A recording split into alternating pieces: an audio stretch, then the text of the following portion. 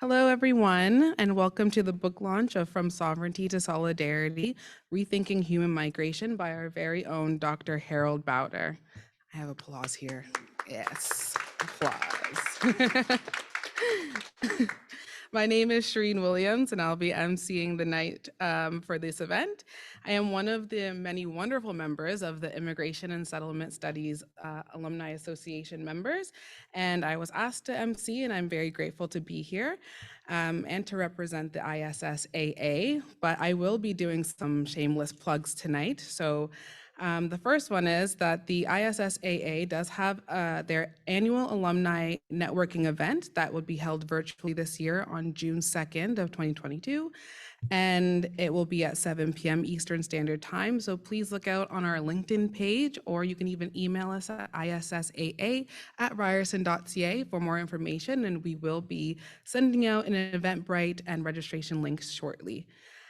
We also have a book exchange sort of program that we are starting up where you can provide us with books, and hopefully other people in the community might need them and can pick them up from us as well. And if you ever want to be a member of the ISSAA, please let me know, because we are always looking for new members. And I'll now bring us back to today's event. So the event today is hosted by the ISS, so the Immigration and Settlement Studies Department, along with Ryerson Centers for Immigration and Settlement. And I would like to take the time to thank both of these departments for supporting this event today. To get us started with today's event, I will be reading the book's description. So I will start that now. From Sovereignty to Solidarity seeks to reimagine human mobility in ways that are delinked from national sovereignty. Using examples from around the world, the author examines contemporary practices of solidarity to illustrate what such a conceptualization of human mobility looks like.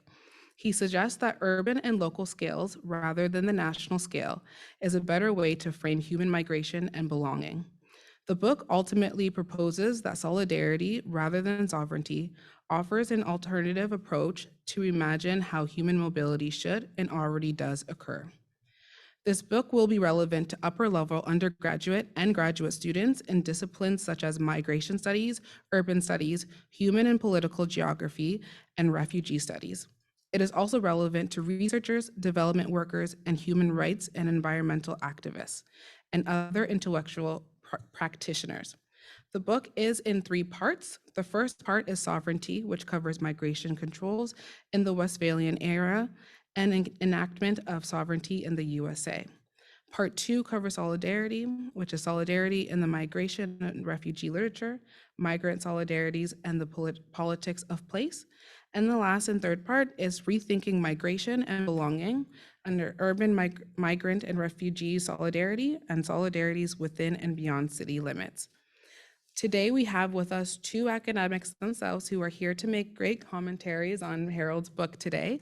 One of our speakers, Radhika Mangia. Radhika Mangia is Associate Professor of Sociology at York University, where she also serves as Associate Director of the York Center for Asian Research.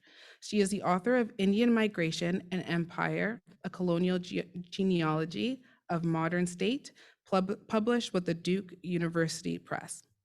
Our second commentator today is Sedef Arak-Koch, and she teaches in the Department of Politics and Public Administration in the MA program in Immigration and Settlement Studies here at X University, formerly known as Ryerson University. Her research and publications tackle questions of citizenship, migration, refugees, racialization, gender, colonialism, and imperialism, focusing specifically on Canada and the Middle East. Her work has appeared in several journals, including Third World Quarterly, Studies in Political Economy, Atlantis, a Women's Studies Journal, Social Justice, Journal of the Middle East, Women's Studies, Journal of Contemporary European Studies, and Studies in Social Justice. I will now invite Radhika to make her commentaries. Do an introduction to the book first? Do you want to do? Yeah. Just kidding. I will now allow Harald to do some more introductions to the book.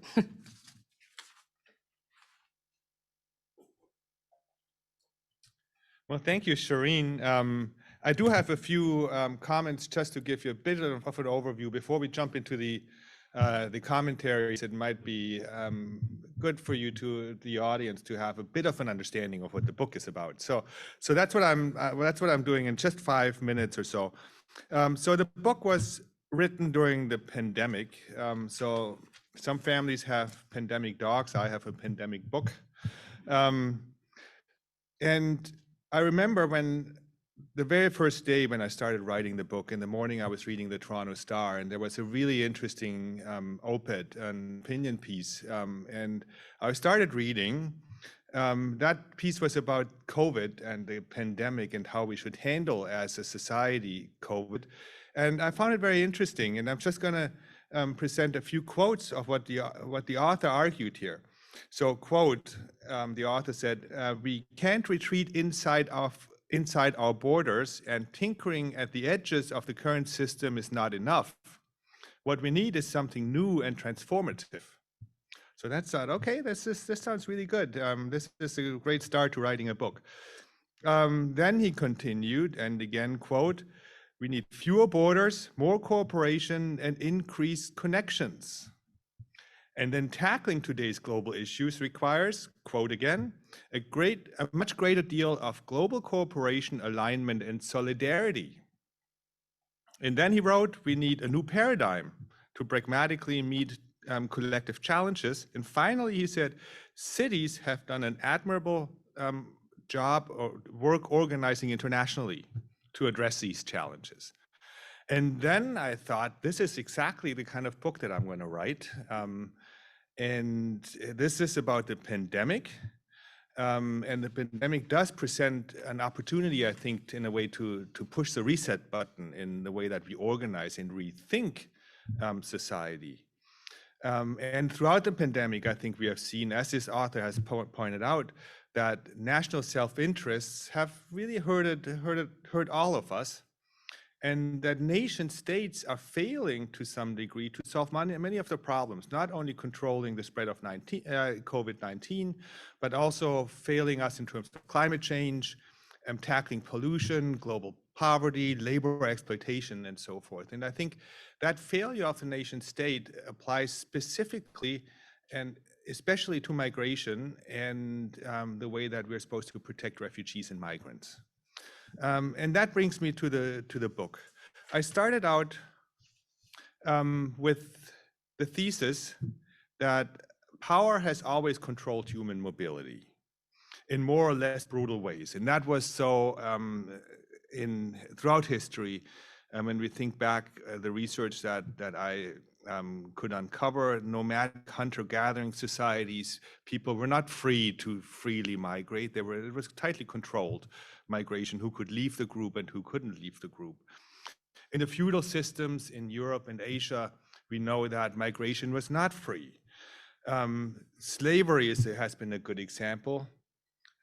Here we have an image of the gates of no return, or one of the gates of no return on the coast of Ghana, where that illustrates in a very effective way the brutality with which migration has been controlled by power. And today it's the territorial nation state that controls human mobility. But also the counterpart is that people are coping with this situation and circumventing the state's control in various ways. And I think that provides an opportunity that I'm uncovering in the book to rethink human migration and human mobility.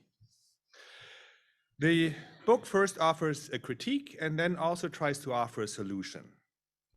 The critique is that of national sovereignty, or what I call in the book the Westphalian state. And in this image here, we actually see the room and the desk where one of the treaties of Westphalia was actually signed. And I ask, how did we end up with a territorial state that claims sovereignty to keep people from moving, and then turns around and uses these migration controls to enact its own sovereignty at the same time? So migration and the enactment of sovereignty are very closely related with each other. But then also there's a way that people respond to this, and that offers a solution. And I'm looking at the particular concept and idea of solidarity. Solidarity in the way that it's already practiced in the context of migration and accommodation, accommodating refugees. And here, two examples would be in Athens, the City Plaza Hotel. It's called the best, or it was called, it doesn't exist in the same way anymore. It was a few years ago called the best hotel in Europe. It didn't offer room service or a minibar, but it was a self-organized community, a squatter, that had a daycare, a cafeteria, and healthcare facilities. Or in Palermo on the right, Porco Rosso, an immigrant welcome center where immigrant or migrant and refugee solidarity is actually practiced. So these are two examples of concrete places in which migration and refugee solidarity can be observed in the way that they actually exist.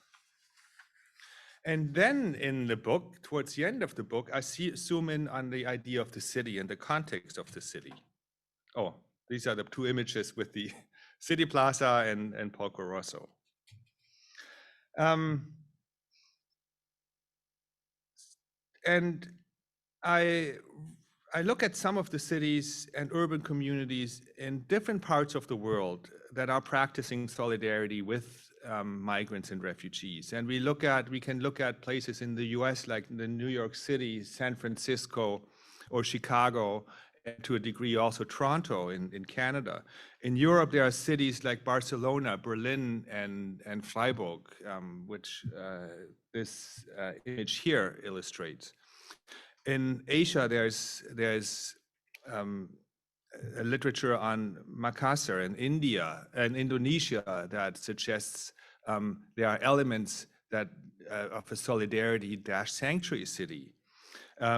There's a book on Nairobi in Kenya, in Africa, that also suggests that Nairobi is sort of like a sanctuary city, solidarity city. So these urban contexts are real and concrete places where we can observe urban refugee and migrant solidarity that are very different from the nation states that are really imagined places and imagined communities, as Benedict Anderson has pointed out. So that's sort of the trajectory of the book.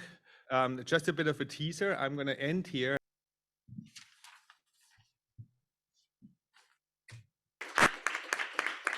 Thank you so much for everyone for attending today. Congratulations, Harald, on your book launch. And I hope everyone was able to get their discount code today on their way in. If not, please get one.